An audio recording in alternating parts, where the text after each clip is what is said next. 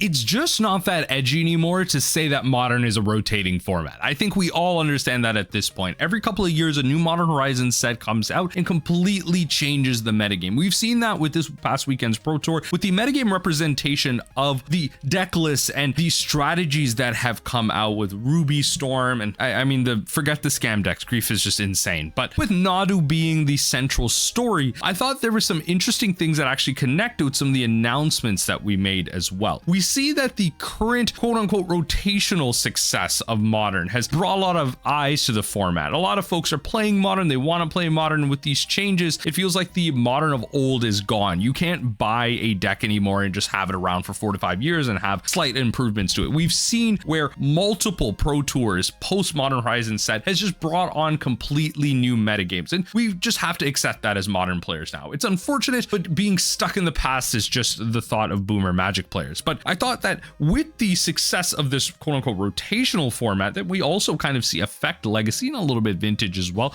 very much so for the Commander format. I didn't think that this would come to Standard as a format, but I thought that, the Magic the Gathering Foundations announcement was also just a core set announcement. But that's what I wanted to talk about today, how the latest announcement that was kind of hidden behind the previews of Bloomborough and talk of future sets, and with Mr. Nielsen winning Pro Tour Modern Horizons 3, I wanted to talk about the real big issue, or maybe honestly a big positive, for one of the most underplayed formats in Magic the Gathering, and how it slowly might be turning into the next Pioneer or Modern, and how this is Wizards' angle now. It's not just about working through its rotation, but it's not also about creating constant eternal formats. It's something in the middle that might actually appeal to the casual constructed audience, which is a really hard audience to capture. When you think about it from a Commander player's perspective, that is the highest selling format out there. The products out there fly off the shelves, but how do we do that for the constructed format that gives Wizards of the Coast the quote unquote most money?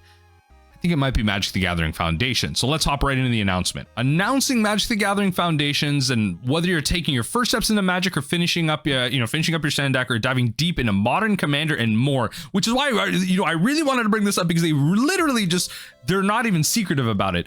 Magic the Gathering Foundations is where to start playing. It's kind of, they're trying to create a bigger bridge off point, because that's kind of what Modern was at a point, right? It wasn't just about being playing extended. They wanted to create another format where you could go from Standard directly into like a more powerful format. Play your Standard cards injected into a constructed environment where you could keep your cards and keep going. But now that Modern is such an old format, like there's over a decade worth of cards in there, more than that, it's not a direct to Standard from Standard format anymore. That's what Pioneer is. But it's funny that they don't mention Pioneer. I mean, this is around Pro Tour Modern Horizons 3, so they're going to name the Pro Tour format Modern, they're going to name the highest selling format Commander, and more. So what is Foundations? Your favorite legends and planeswalkers are here with quintessential Magic from across the multiverse. This set was made from past, present, and future Magic players, featuring products for players fresh or famous, and filled with cards legal in Standard at least until 2029. So the at least, okay, so like they're putting a bunch of cards into a set that are going to be legal in Standard for the next like 4 years, right? It's going to be a whole crap ton of time. These are going to be stalwarts of the format, and they really have to be careful, because these cards are essentially going to curate the baseline of power level to what they want that Standard format to be. It's going to give certain colors access to certain effects that will just exist throughout, and it will also inform the design decisions of sets moving forward, especially if they announce this now. We know that Wizards' design cycle is approximately 2 to 3 years. So from conception of a set all the way to printing and into our hands, it's approximately 3 years. So if they're to announce this now and it's going to be Standard legal later this year, then that way we know that that last set, the set that they start conceptualizing now with this announcement, is going to have Foundations in mind. And I imagine Foundations has been in concept for a couple of years as well. So Bloomborough and future Standard sets that are going to come out are going to have this in mind as well, accounting for the design space of Foundations. So it's essentially turning Standard into almost formally a non-rotating format, whereas Core Set was to do this indirectly, reprinting key staples and allowing these stalwarts in the format. it's not just about creating that set anymore. Magic Foundations is going to be something that's currently iterated on, and I feel like the rebranding is very important as well. Foundations as a word gives players a place to jump off of, but again, I think the wording of this, at least until 2029, it kind of feels like they don't really have a plan for this, because they kind of want to see if they can turn Standard into a semi-non-rotating format to allow constructed players to be more interested in this, because they see the fact that with the success of Timeless, obviously this again was conceptual before Timeless, but with the success of formats like Historic and a lot of other formats on Arena, and with the recent success of Modern as well with the Modern Horizons model, they see that there is a want for constructed environments, and that's I think what's going on with Foundations here. We see Llanowar Elves as one of the first cards being announced here as going to be legal in this format here. Magic the Gathering Foundations will be available in local game stores worldwide and through MTG Arena. We'll share more about this upcoming set soon, ahead of release on November 15, 2024.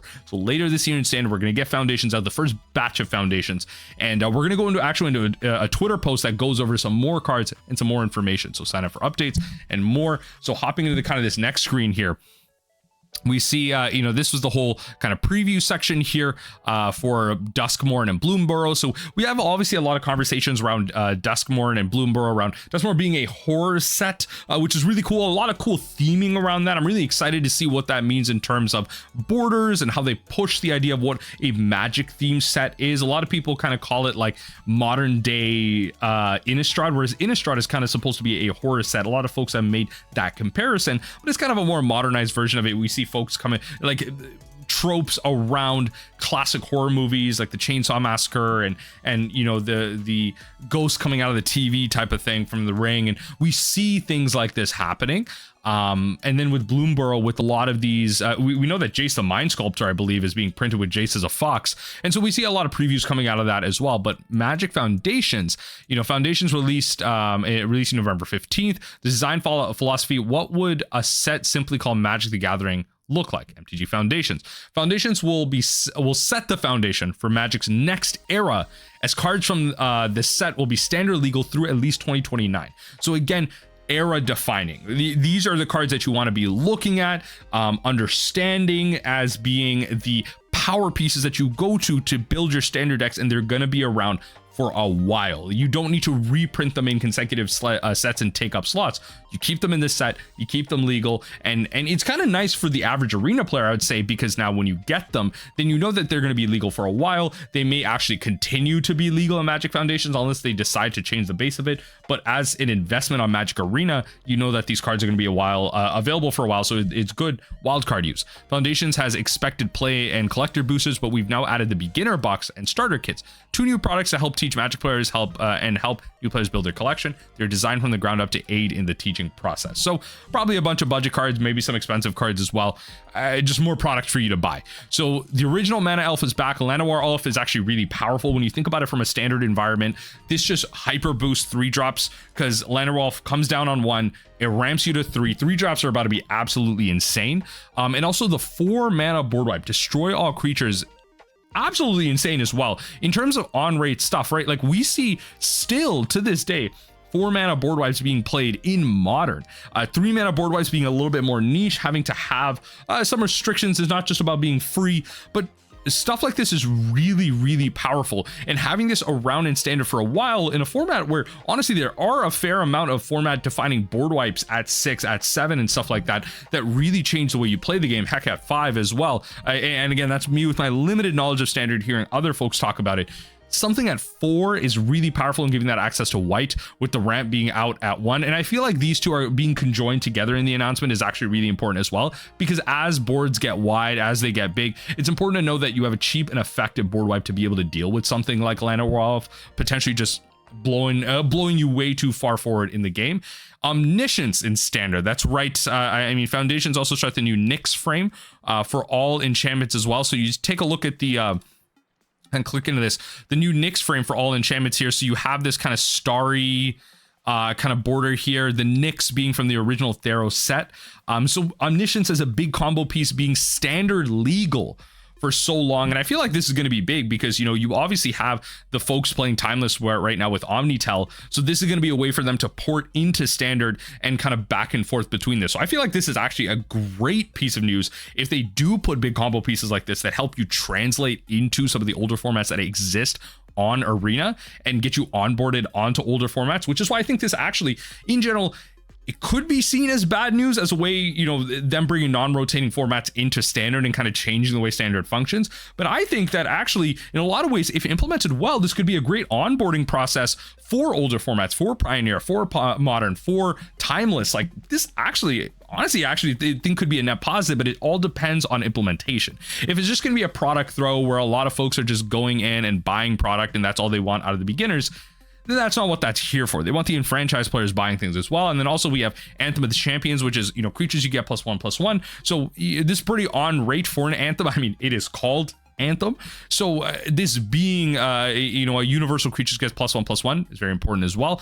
And then Kitty, the classic adage comes to adage, not adage, a classic adage comes to life with 9 lives familiar. So this creature enters the battlefield with 8 revival counters on it. When you cast it, when this creature dies, if it had a revival counter, it returns to the battlefield with 1 fewer revival counter on it at the beginning of the next end step. What I find interesting about cards like this is they're starting to introduce, and we really saw this come to a head with Nadu's printing, cards that innately require you to remember certain aspects of the board state that isn't really as important as before. Obviously, we see stuff like this with like Wither and the other one, the opposite of Wither, where it comes in with a +1/+1 counter. Let me know in the comment section down below. But the Wither is a -1/-1 counter. A creature comes back with that if it dies. There's the opposite one where it comes in with a +1/+1 counter if it dies. So remembering a previous board state, but 9 lives get you to continuously do this. So it almost feels like an arena specific design that as close as possible as they can to get to be relevant in paper. And so something that 9 lives familiar, if there is a combo piece that constantly gets to add counters and counters and counters to something like this, this could be a combo engine that you get to recur, sacrifice, recur, whatever, over and over again. So they're introducing the elements of something like this, and we obviously get some other treatments as well. And another, you'll have to wait to see more cards, but we can confirm that Foundations will feature 5 key planeswalkers. And I imagine in many ways, it might be one of each color. You might get 1 blue, 1 black, 1 white, 1 red, 1 green, like all that stuff. We will probably get 1 of all Wooburg.